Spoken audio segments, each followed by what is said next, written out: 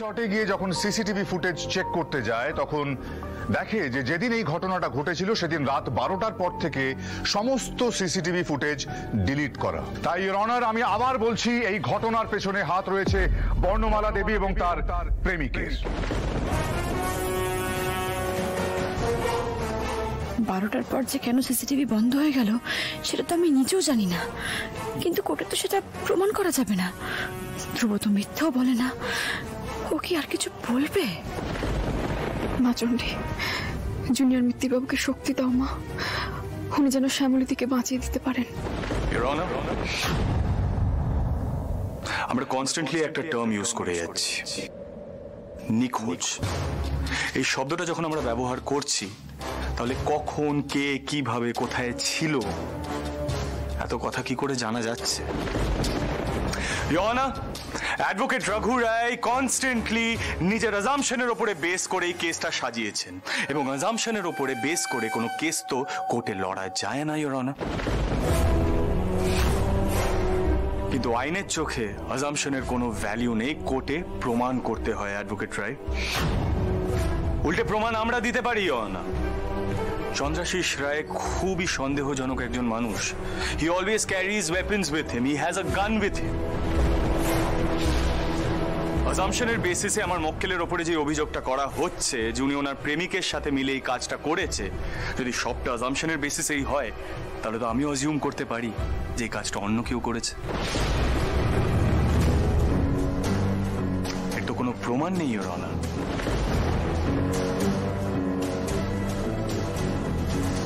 রইল বাকি রাত 12টার পরে যে সিসিটিভি ফুটেজটা মিসিং, সেটার জন্য হোটেলের মালিকের সাথে কথা বলতে হবে। এতে আমার মক্কেল বর্ণমালা দেবী কি করবেন, ইওর অনার? কোইন্সিডেন্স বলেও তো একটা ব্যাপার হয়। এই ক্ষেত্রে পুরো ঘটনাটা কোইন্সিডেন্টাল, কোনো তথ্য, কোনো প্রমাণ নেই। আমি কিন্তু কোর্টের কাছে একের পর এক প্রমাণ পেশ করেছি। আমি মহামান্য আদালতের কাছে রিকোয়েস্ট করছি, আমার কাছে একটা ভিডিও এভিডেন্স আছে, আমি সেটা আদালতের কাছে পেশ করতে চাই। Thank you, your honour.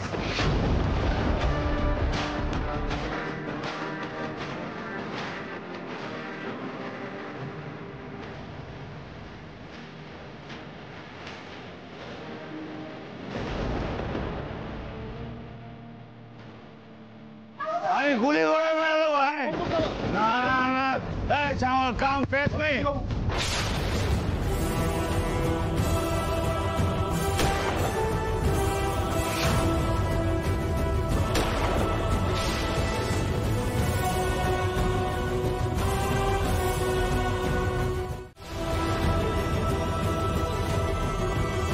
Your honour, আপনি নিশ্চয়ই ভিডিওটা দেখে বুঝতেই পারছেন যে চন্দ্রাশিস রয় খুবই ডেঞ্জারাস একজন লোক। কথা নেই, বার্তা নেই, রিসর্টের মধ্যে কনস্ট্যান্টলি গুলি চালিয়ে যাচ্ছেন, ফায়ারিং করে যাচ্ছে। কেউ মারা যেতে পারতো, ইওর অনার। আর ওনার বন্দুকের লাইসেন্সের ডেটও আমি বার করেছি।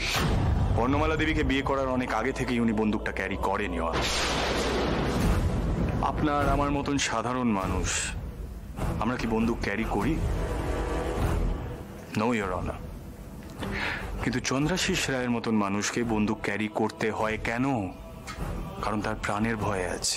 বর্ণমালা দেবীর মতন একজন মানুষ কি কখনো চন্দ্রাশিস রায়ের মতন একজন ডেঞ্জারাস মানুষের কোনো ক্ষতি করতে পারে বলে আপনার মনে হয়, ইওর অনার? এই ভাবনাটাই তো হাস্যকর, ইওর অনার। হাস্যকর নয়, ইওর অনার। বিজনেসম্যানদের অনেক সময় বন্দুক রাখতে হয়, আর বন্দুকটাও পাওয়া গিয়েছে রিসর্টের ঘরে। চন্দ্রাশিস বাবু তখন টিপসি ছিলেন যখন এই সুযোগটা কাজে লাগিয়েছিলেন বর্ণমালা দেবী এবং তার প্রেমিক বৃন্দা রায়, এবং শুভঙ্কর সরকারের কথাতেও সেটাই স্পষ্ট হয়ে দাঁড়ায়। বর্ণমালা দেবী তার প্রেমিকের সঙ্গে নিয়মিত যোগাযোগ রাখতেন এবং এই কাজটা ওনারাই করতে পারেন। তাই আমি আদালতের কাছে আর্জি জানাবো বর্ণমালা দেবীকে কঠিন থেকে কঠিনতম শাস্তি দেওয়ার জন্য। ইওর অনার, অ্যাডভোকেট রঘু রায় এবং বৃন্দা দেবী তারা দুজনে মিলে বলছেন যে আমার মক্কেল তার প্রেমিকের সাথে মিলে এই কাজটা করেছেন। তা হতেই পারে, কিন্তু প্রমাণ কোথায়? সবই তো মুখের কথাই, না কোনো প্রমাণ নেই। কিন্তু আমি কিন্তু প্রমাণ করে দিয়েছি যে চন্দ্রাশিস রয় খুবই সন্দেহজনক একজন ব্যক্তি। ভিডিও ফুটেজ আছে। গোটা ঘটনাটার পরে চন্দ্রাশিস রয়ের রিসর্টের রুমে একটা বন্দুক পাওয়া যায়।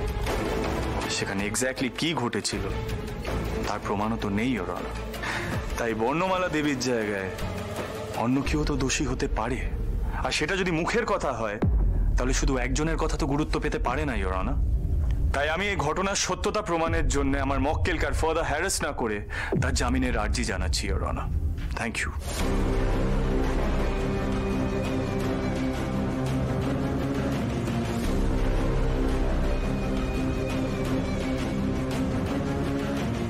এই কেসের যথাযথ প্রমাণ না পাওয়ার জন্য বর্ণমালা দেবীকে জামিন দেওয়া হলো।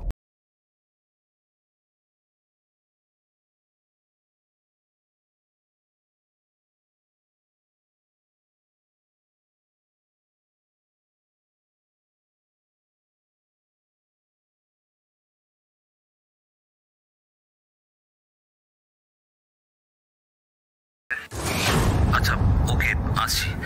এত চালাও না তোমরা। স্যার ব্যাঙ্গালোরের মিটিং এর জন্য আপনাকে এক্ষুনি অনলাইন হতে হবে। হোয়াট? এখন তো হবে না, ওটা পরে অ্যারেঞ্জ করো। হ্যালো হ্যালো, কে বলছেন?